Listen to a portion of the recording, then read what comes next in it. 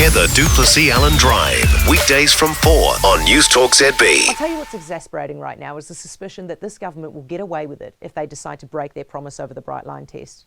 I think if they extend it beyond 5 years, despite only 3 months ago promising that they wouldn't, that broken promise will probably be ignored.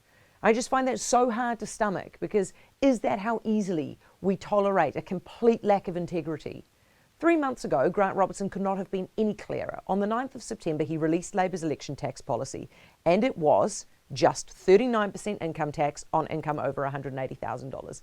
And we all looked at that and thought, well, that can't just be it, can it? Labour loves tax. Surely they're planning more. So we asked Grant Robertson about all the taxes we could think of, because we wanted to be sure that if you voted for Labour, you knew exactly what they were going to do. And so we asked him whether he would extend the Bright Line test. And he said no.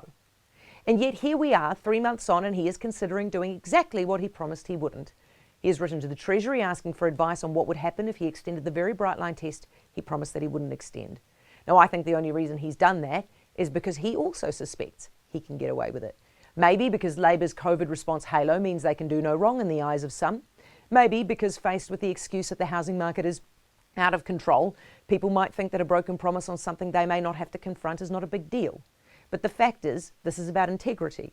Robertson cannot claim that things have changed substantially because of COVID since September. COVID was a thing in September. The housing market was already hot. That very week, the Real Estate Institute declared that Auckland and New Zealand house prices were, quote, at an all-time high. It was all over the news. The only thing that has changed is an election. Robertson made the promise before the election to fight off National's claims that Labour would find a way to tax us and to make sure that voters had fewer reasons to avoid voting for Labour. Post-election, that is now not a worry. The votes are in the bank. Grant Robertson still has a chance to back away from this.